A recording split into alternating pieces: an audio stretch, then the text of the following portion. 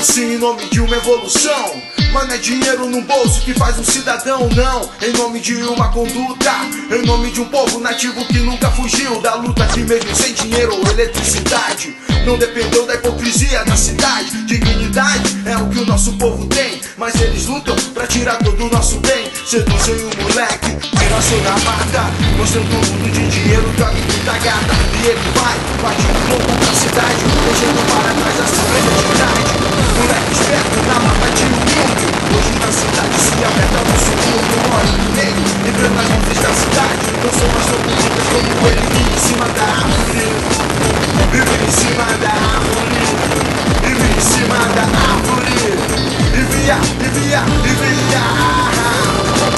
E nessa terra o que você vai levar, e você seduz o que você vai deixar. O que eu não troco, tudo dá por dinheiro. Esse é o protesto de mais um caboclo brasileiro. E dessa terra o